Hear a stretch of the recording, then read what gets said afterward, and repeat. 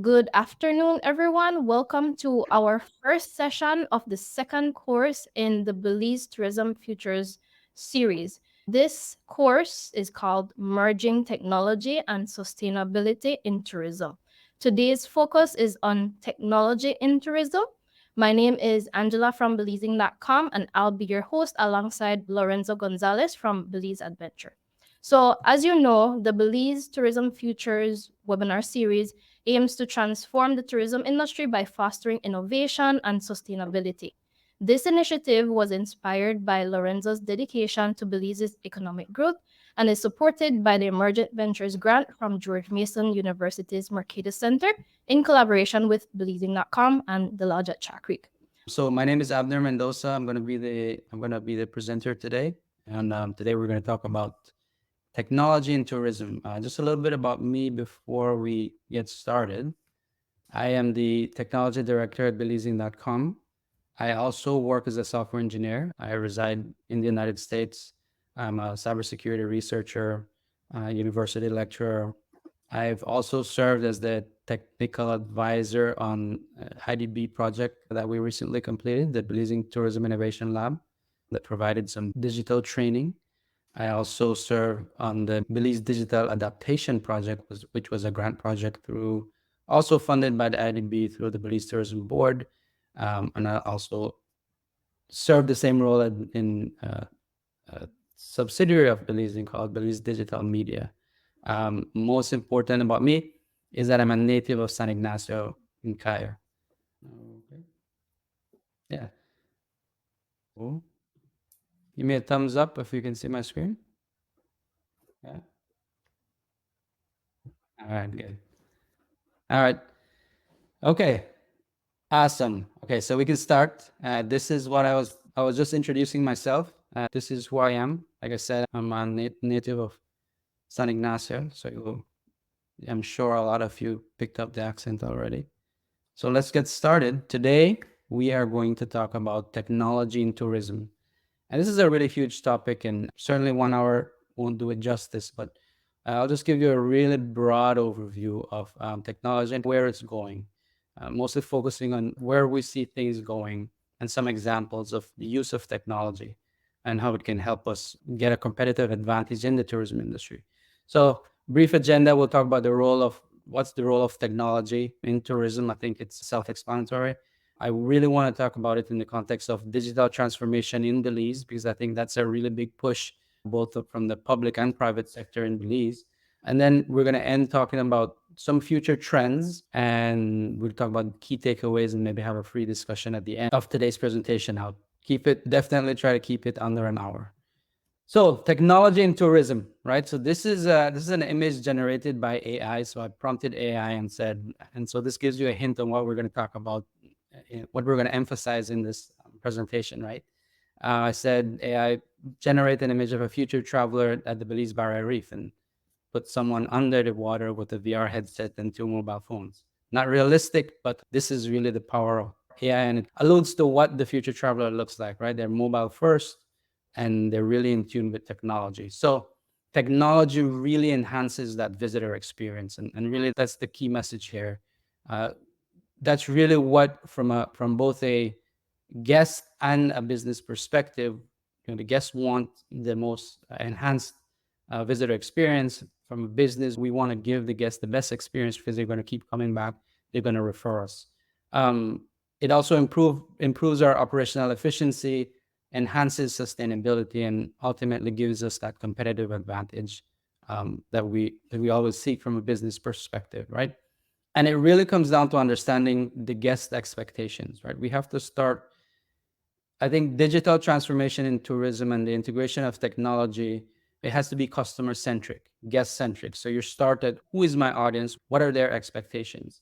And the future traveler, it really comes down to mobile first. Everything is mobile first, and they want everything here and now, right? The new generation, they're consuming content in 6 to 30 seconds, right? So you have to be able to deliver your message within that time frame.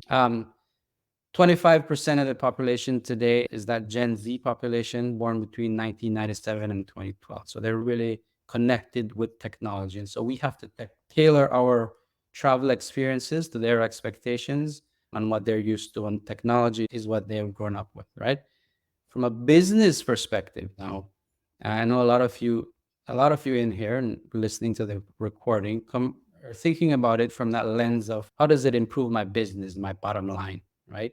And the thing is, it can be overwhelming because we're trying to run a business. We're not trying to be technology experts here, right? So it's overwhelming. It's definitely expensive, and then there's a learning curve. You have to go and learn about this technology. So how much do you learn? How much do you really need to learn, right? And you need to hire more people with the expertise, and then that increases your expense. So it's always a balancing act to reduce expenses and increase profitability. But my message here today from a business perspective, data is where everything is. And the more you know about your customers will determine how successful you are in the future. So it's really about collecting data and how you use that data to deliver the information about your services to your customers and potential customers. And like I said, I want to talk about this in the frame of digital transformation. So digital transformation is one of the key words that is getting thrown around everywhere these days. And especially in Belize, when there's a push to digital transformation from the public and private sectors. There's a lot of projects happening in the public sector in the context of digital transformation. And I think that's really important and timely, especially for this post-COVID era in the travel and hospitality industry. Um, and digital transformation is really about taking a holistic approach to integrating technology into your operations, right? It's more than just having a website. It's taking a holistic look at your entire operation, starting from really with the guest experience at the center. And a lot of people refer to it as hospitality 4.0, and it aligns with what's known as industry 4.0, or the fourth industrial revolution, which rests on the pillars of the interconnected nature of today's technology ecosystem with IoT, big data, AI, and automation. And the goal is in the context of hospitality is to enhance that guest experience, optimize our operations, and embrace sustainable tourism. So hospitality 4.0 is an offshoot of industry 4.0. This is just a quick overview of what we mean when we talk about industry 4.0, right? And it's just all these concepts, cybersecurity, which is my background. AI is the big thing here. So big data analytics and really that interconnectedness and usage of the cloud.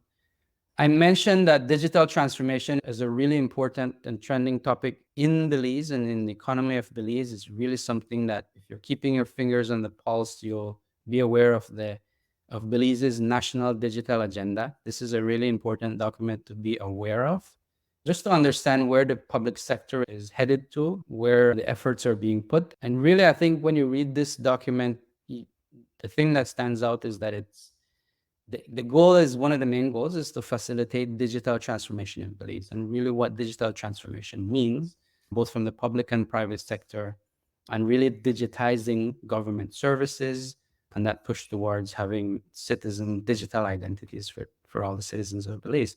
So building that digital culture in Belize, I think, is really important for preparing us for the future digital economy, right?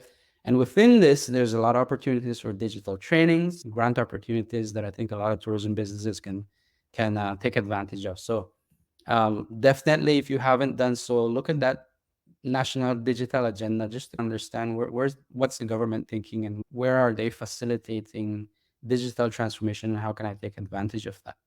But beyond that, let's talk about, again, this is not an exhaustive list, but these are some of the trends in tourism technology. And when you talk about technology in tourism, I think there's a broad range that we have to consider, right? And it's really not only about the most expensive technology that we might not have access to. There's a broad range, and there's incremental advances in technology like keyless entry and using the mobile phones and the online booking system, the self-service kiosk, to really disruptive technologies like what we're seeing in AI and the rise of Airbnb for the hospitality sector and the hotel sector, and how we had to adapt to that. So this is a list, not an exhaustive list, as I said, but just some examples to be aware of in terms of what we're talking about And think about that range from incremental advances in technology. So it doesn't have to be the big, most expensive things. And incremental advances are things like reservation systems. If you're still using pen and paper for your bookings, you might advance to using Excel. And from that, you might advance to using a reservation system and a full blown customer relationship management system and online payment processing. So there are incremental advances you can make in the use of technology. And I think it's so in this context, it's really important to understand what your digital maturity is. And we've done that through one of the projects we did with the IDB and through a grant from the Belize Tourism Board. We implemented a digital maturity model that we've piloted at some tourism companies in Belize. Because I think it's really important to understand where am I today, what am I doing today, and where do I stand in that spectrum of not using technology to using to really advance in the use of technology. Um, so that's their first start. And so one of the stakeholders we worked with in Belize was the Belize Zoo, and we really worked with them understanding their digital maturity and helping them develop a digital strategy, a digital integration strategy. And one of the things that came out of that was the Belize Zoo map. Several months ago, we launched this, and it was really just taking that next step to having printed maps or no map at all to a fully mobile first interactive map. So if you haven't visited the Belize Zoo recently, next time you'll go, you'll see this sign there, and you scan the QR code and you can load a digital interactive map, and it's connected through your phone with the GPS. It shows you exactly where you are. You can get information about all the different zoo exhibits and the animals and et cetera. And this really improves the zoo's ability to understand their visitors and get real-time data on who's visiting the zoo. And even is connected through their website as well. And they can see people who are, we can see people researching trips to Belize. They're looking at the zoo, then they look at the zoo map. And so that we're collecting data on that. We're looking at who's visiting the zoo, who's researching the zoo. And it opens up a lot of doors in terms of using digital technology for the zoo and then for us as well as Belizeing. Internationally, this is another example of the use of technology. It brings up an interesting question about displaced labor. So this picture is from the Hena Hotel in Japan. It was opened in 2015 with a full staff of robots. So these two lifelike robots here has replaced the front desk staff, and there's a kiosk there, right? So this just wanted to throw this out to see what are some of the maybe extreme examples of the use of technology. And there's always that fear, right? That technology is going to displace labor and it's going to increase the income disparity within the labor force. Um, but at the end of the day, I think it's definitely something we need to embrace. Another example in Europe is the Numa Hotel, which is also a fully automated. They've automated 90% of their guest journey from check-in to check-out, ordering room service. And I think some of the reports I've read is that they're digitizing 90% of the guest journey has resulted in 65% lower operating costs for them versus traditional hotels. So there's definitely that business case to be made of why technology is important and why investing in technology is important. But there's a lot of trends, a lot of things happening in the technology space, and it becomes overwhelming. And when you have to think about what trend is worth adopting, I think definitely when we're talking about technology today, artificial intelligence is the hot topic today. And it's not, the thing with AI is it's not new. It's been around for a while. Maybe we haven't noticed it, but now it's come. This is its time to shine. And I think for us as businesses, stakeholders in tourism, it's very important that we embrace it. We embrace the use of the AI because it is the next big shift in technology, not only in tourism but in every industry across the world. So the question is, AI is really impressive. The question is always, okay, but how do we use it? Right? What use is it if I can't use? How do I make it work for me as a tourism business? And it really starts with data, right? Data, and I'm going to emphasize this today, is that data is their most important resource of the future. If nothing else comes out of this presentation, I hope you will come out that it will dawn on you of the importance of data in today's digital economy. So AI is the next big shift. Without getting technical about what AI is, in 30 seconds, I like to think about AI as this, it sounds silly, right? But this big brain in the sky, right? And I can connect to it with my mobile phone, and it gives me access to the world's data. Information, it's like having your own personal assistant, the most intelligent personal assistant you can think of, right? There are, of course, some shortcomings to AI, but it integrates data from all these different sources, and you have access to it from the palm of your hands. And you can ask questions, and it can give you answers. It can generate content, and there's a lot of cool things you can do with AI. And we see it. We see it every day. We've seen it in the past. Maybe if we weren't aware of it. The big players in AI, of course, are ChatGPT, which is OpenAI. There's Copilot by Microsoft. Gemini is Google's AI. And then, of course, if we all use Facebook and Instagram, there's the Meta AI.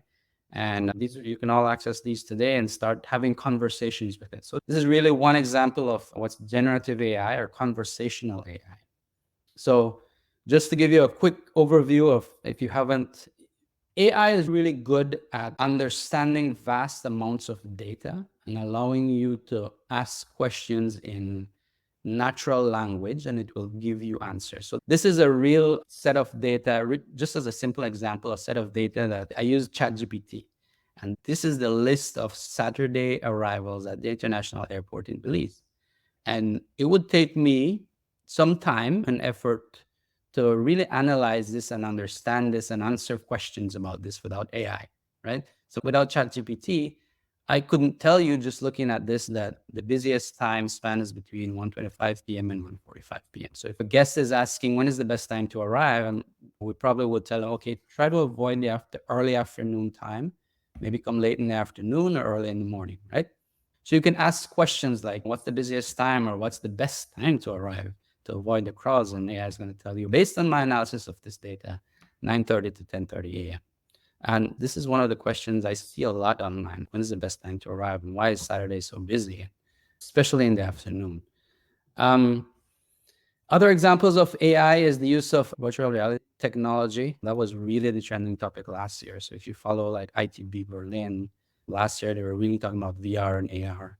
Recently this week, I know the BTB released this really cool No Barriers Reef project. So it's a VR experience of the Belize Barrier Reef. If you haven't seen it yet, this is the website travelbelize.org. It's really cool. Augmented reality is also a really, in the use of technology and AI in the hospitality industry for your menu. Your menu can now be very interactive and dynamic, and you can use your mobile phone and point it at the menu, and people can see 3D depiction of what the food will look like in front of them right before they order. These are just really cool examples of how AI and technology can make the guest experience much more enhanced. AI can also do a lot for you in terms of business analytics and allowing you to make better data-driven decisions. So just some real quick screenshots of real examples of how we at Blazing are using AI, understanding, for example, on our website, what are people searching for? And there's, for example, one of the top keywords on our website, Cave. We do a lot of business with ATM Cave and revolving the ATM Cave tours and providing information about the ATM Cave. I think this is data from this week. We see trending topic right now is that international music festival happening. And having these insights and having AI can just generate these things for you and provide it to you in real time really gives you a powerful insights and allows you to make data-driven decisions, right? If I'm a hotel in San Pedro, for example, I'm looking at that and saying, okay, there's going to be demand for that music festival. And I can drill into it and see, where's that demand coming from? Is it international travelers? Is it local travelers? And I can make better operational decisions, logistic decisions for my business. And the right here also, advanced analytics. We can do predictive analytics. And this is just showing the trend line of international arrivals in Belize over the span of, I believe it was like 10 years, right? You can see that big dip there, which was the pandemic. And we can see projections for what AI is analyzing the data, not only the data, but maybe external data points and giving us suggestions and giving us that insight to make, again, better data-driven decisions. So I think that's one of the key things that technology allows us to do, is just get insights much quicker, much more accurate insights, and allow us to make business decisions much quicker in when it's really critical, right? The use of AI definitely gives us a competitive advantage. At the end of the day, we're looking to increase bookings. How can we use AI technology to do that? It increases our efficiency, allows us to get insights on predicting demand, predicting what the customer needs, understanding the conversations of customers online. So this is an example of, for example, how we are scraping data from our booking data, what people are booking, what questions they're asking on our social channels, on our booking emails, and giving us that insight on what are the topics people are interested in. And so there's a lot of ways you can use this insight to improve your operations, to decide what are the new tours that I should be offering? What should my marketing campaigns look like? So this kind of gives you that head start, give you that insight, and points you in the right direction. AI, again, can also be used for, like I said, predictive analytics. I went through that already. But just predicting, in this example, what the future arrival will look like. And it's predicting that it will look very similar as past years, but definitely an increase. So we see that trend in arrival data, and we've been comparing this. So this is a tool we've been using, and we've been comparing it. I know the BTB releases arrival data somewhat delayed. So we've been comparing to get some ground truth to and improving our predictive analytics in arrival data. And we've been able to hit the mark very closely in predicting what the arrival numbers will be like. I'm not sure what this screenshot was from several months ago, so it's not the latest. Again, AI allows us to visualize data. So we're collecting all this data. We're collecting a lot of large volumes of data in some instances. And okay, how do you make use of it? So these are just some examples of how we've been able to implement tools to visualize our data, to get better insights from our data that allows us to make better business decisions. That really is the power of technology, is that it just can give you that competitive advantage because it's giving you better, more accurate, real-time insights into what is happening both in your business and in the industry at large, depending on what data you're feeding into your tools. So if it wasn't clear yet, I think the most important thing when we talk about technology in today's digital economy is data. Collecting information is what the information that you collect from your customers, from your operations. Everyone generates data every day. And it's really a matter of how do you use that data? How can you effectively use that using the correct tools, right? What I want to say here is that everyone definitely, if you haven't done yet, start thinking about a data strategy, developing a data strategy. Seek a consultant if that's depending on what your needs are, to start thinking about developing a more robust data strategy so you can learn how to use data. There's also a lot of learning opportunities online. Like I said, we developed a digital marketing boot camp that can give you a broad overview of digital marketing, the use of digital tools to improve your online presence. That's available, if you haven't seen it, through the Belize Digital Media Training Portal that you're using right now. So it's really about you really have to learn how to use the data, what tools are available. One thing I want to say about data is it must be accessible. Accessibility of data is important, and also security and privacy of data is important. As you develop a data strategy, a robust data strategy, security, privacy and security has to be one of the core principles that you start from, because the more data you have, it gives you a competitive advantage, but you have to make sure it's secure, because if it's not, you compromise the data of your guests. You compromise your competitive advantage if people get a hold of your data. So hackers are actively seeking data and information and access to your systems. So, key takeaways from today. I think I've emphasized it and I've mentioned it a lot, but data is the most important resource. It's really about data, collecting data, knowing your customers' needs, and just collect as much data as you can in adopt a data strategy and how you're going to collect data and how you're going to use that data. Learning, I think, is key. Capacity building, taking advantage of digital boot camps, and really adopting that customer first approach to digital transformation within your individual businesses. So, with that, hopefully, I know it was a very short presentation and we could have gone into much more detail into any number of those topics. Certainly, a lot that I may not have mentioned, such as the Internet of Things and using technology, again, to collect data, to enhance your visitor experience, your operations, to enhance sustainability within your business and your hotel using blockchain. I mean, there's a lot of information, a lot of topics certainly that we could have covered, but I think the most important thing when we talk about technology and given the constraint we have here in time, I think just emphasizing the importance of AI, adopting AI tools, um, and really adopting a data strategy and learn about these tools is really important. So with that, I will say thank you and I'll hand it off to, or I'll open the floor for some Q&A.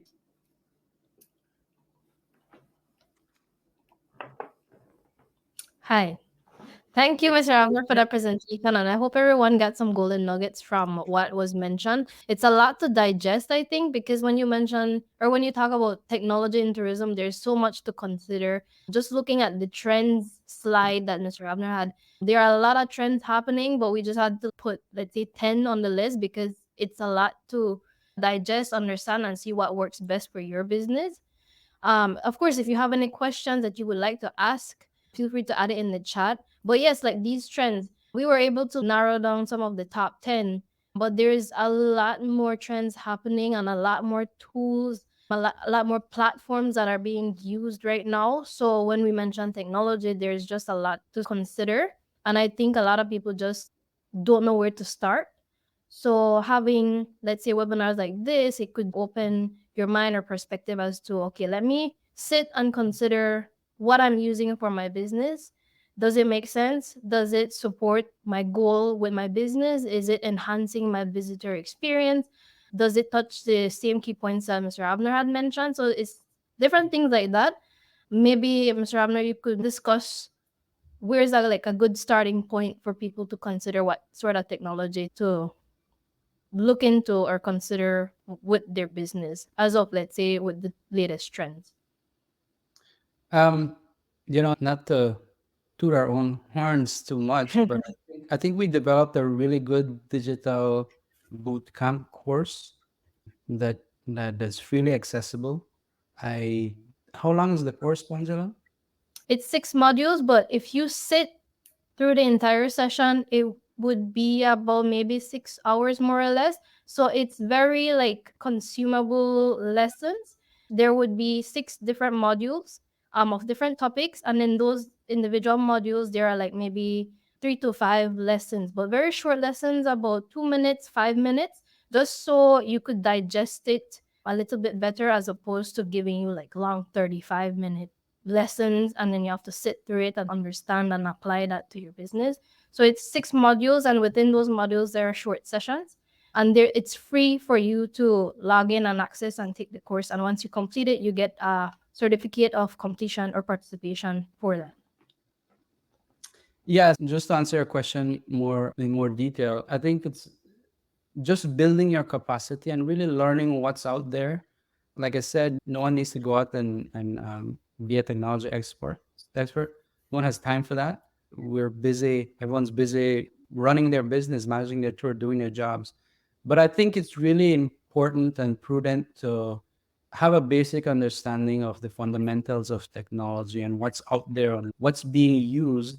It can also be based on your job role today that there's evolution of the different job roles in tourism. And so how do you prepare for the future and ensure that you have the necessary knowledge and skills to be able to adapt as tourism evolves, and especially post COVID, it's definitely evolving at a much a quicker pace. And the technologies, I think, is at the core of what is driving the evolution of travel and tourism.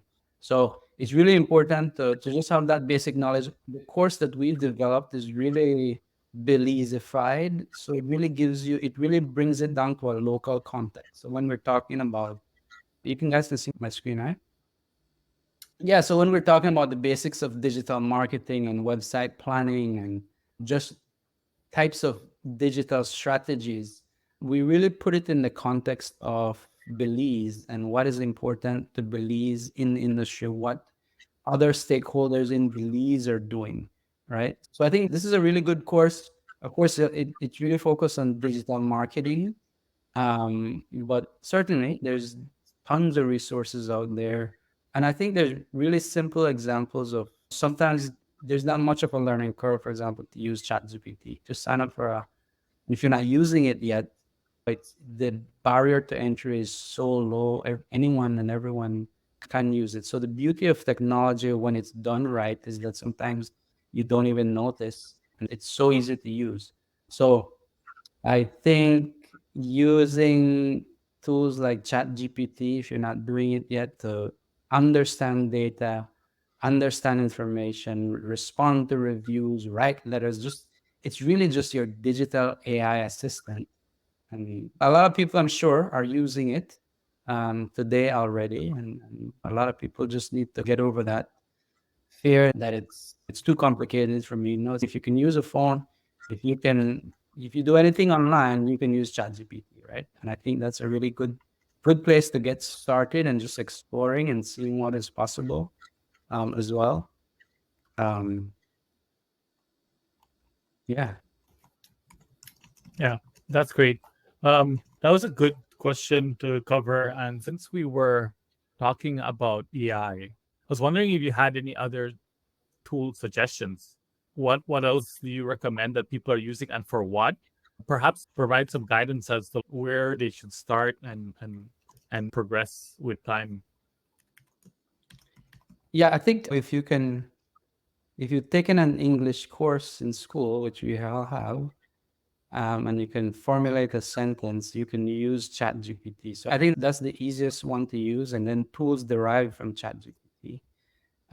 There's a plethora of tools out there. Let me see. I had a backup slide here. One of the tools that I really like is Perplexity AI. Perplexity AI is very similar to ChatGPT, but the difference is that it's a more specialized and maybe more factual um, than ChatGPT because ChatGPT. There's an issue with how what's called hallucinations, or sometimes just make stuff up and that are not perhaps factual. Also, you can't reference. I think the last iteration of ChatGPT was data from 2022, maybe 23. It's outdated as well. But what Perplexity AI, in fact, let me, I can share my screen and kind of show what I'm talking about when I say, all right, you see my browser? Yes. Are you seeing my browser? Okay. So here is Perplexity AI, very similar to ChatGPT if you've used ChatGPT. What I like about Perplexity AI is that, let's say I'm a hotel, right? And actually, I was thinking about this today. So it's a good that you ask this question. Let's say I am managing Pelican Reef Villas, right? Um, So I look at my TripAdvisor reviews. I have 1,700 reviews. I really want just, I don't have time. I want a quick insight of what are people talking about? What are the pain points of my customer? So I can say maybe arise. And so, and I can give it an example. And so Perplexity AI will reference what I give it, but also other online sources and really just give me an some insight and gives me references on where it's getting these facts from, right? And so I can validate the information and it's giving me. Whereas, for example, in ChatGPT, You have to take it at face value. And if you're not a domain expert, you're not really sure if ChatGPT is telling you the right thing or not. What I like about Perplexity is that it tells you what the references are, where it's getting its information, and so you can dig deeper into it, right? What are the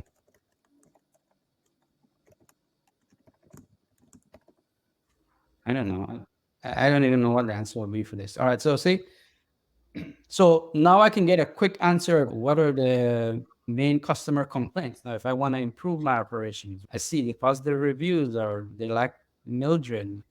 So we have to give Mildred that Shout MPO. out. Um, and then so some minor complaints, like power outage. We've been experiencing a lot of power outages in Belize. So you see that Perplexity, it has access to that real-time online information and can give you maybe more up-to-date information, right? On guest had a bad experience with a tour company. So you can do things like this and it references different sources. So I really like Perplexity. This is the example of that I had showed in one of the screenshots with analyzing the arrival data from, I started with this in ChatGPT. I just say, hey, this is all the information and I want to talk about this information here. And GPT said, yeah, let me break it down for you. And this is like in in a matter of seconds, I have this digital assistant that can just do things so much faster than I could do or anyone else could do, right?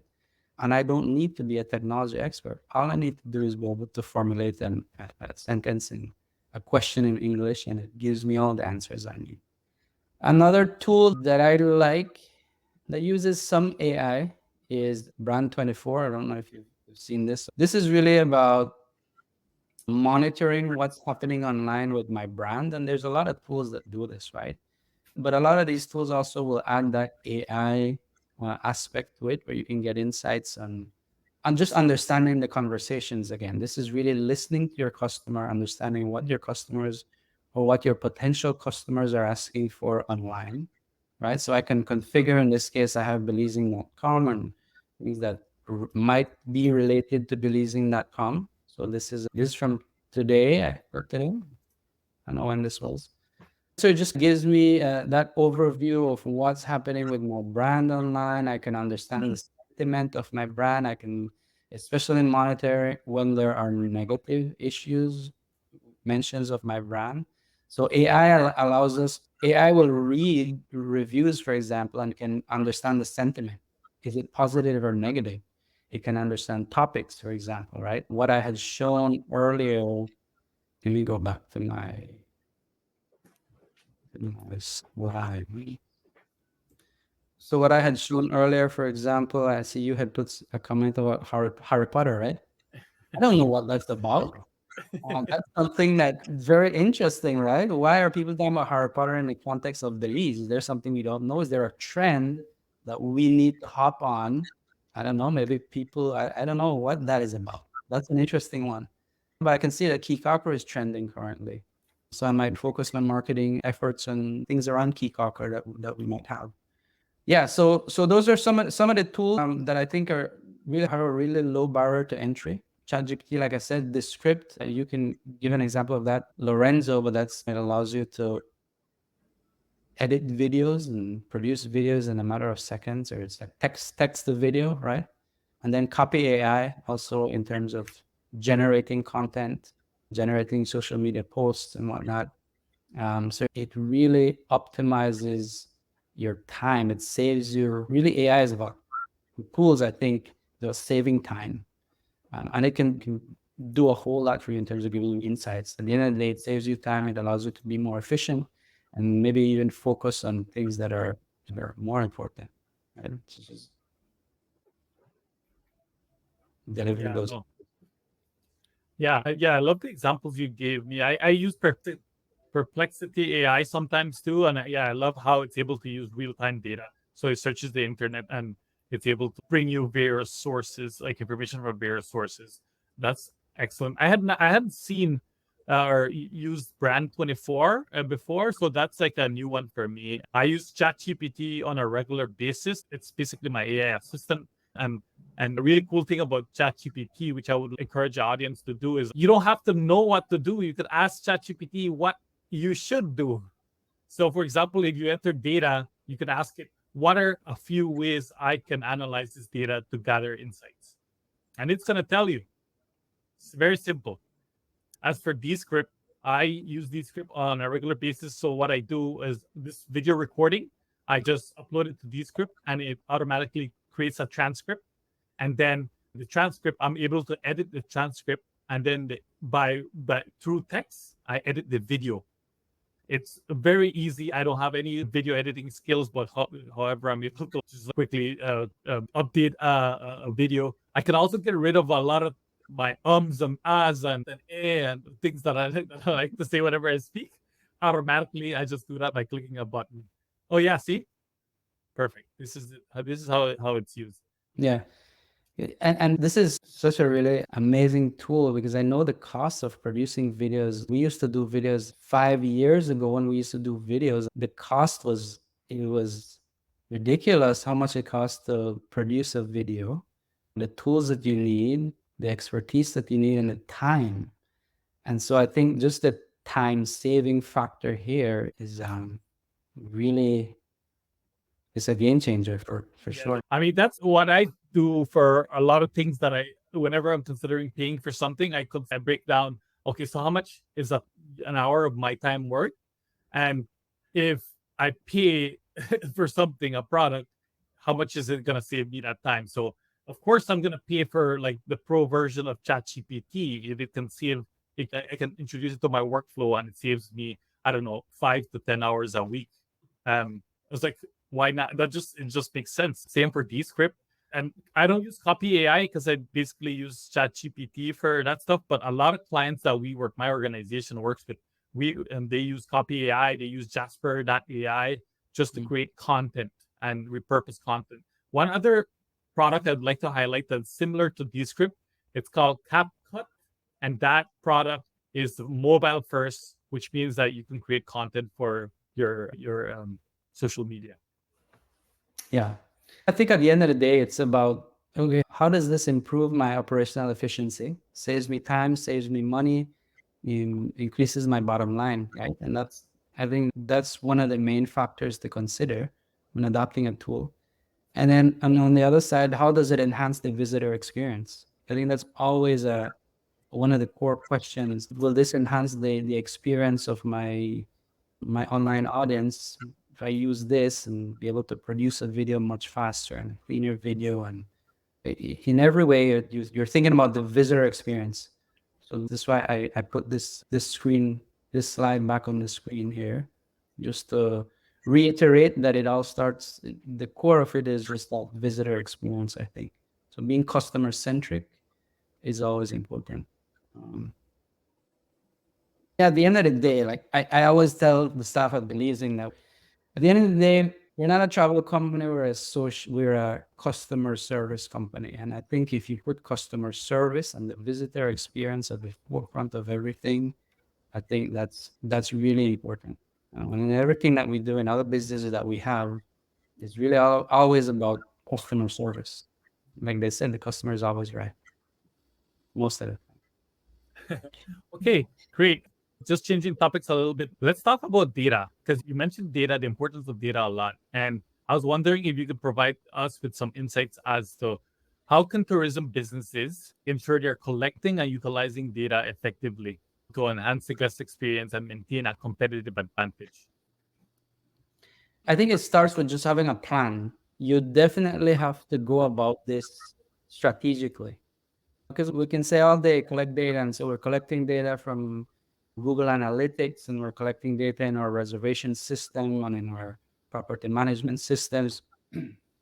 But I think without a robust data strategy that considers data privacy and security first and foremost, um, and then accessibility of data is also important. When I say accessibility, I mean that different disparate systems have to be able to communicate and share data even within your organization. I think collaboration is also key within the industry because maybe we might have some expertise in what a data strategy might look like, and some other company, they might not have the human resources or the capital. And why don't we collaborate? So I think another important point to make is that collaboration is really key in terms of how to go about developing a data strategy and ensuring a robust data strategy. And there are some regulations in place in Belize in terms of data sharing, especially data sharing and accessing data with government entities. We have developed a data sharing strategy through our IDB project that was really a foundation. If you don't have access to data, you might collaborate, but then how do you set the parameters to properly collaborate and share data with each other to ensure privacy and security of data? There's some considerations that definitely come into play in terms of data strategy. So I think definitely it starts with developing that data strategy, and then just having just some capacity building in how do we use it? What do I want out of that data? And that comes out of the data strategy as well. What do I want from that information? And just learning what the technology is out there.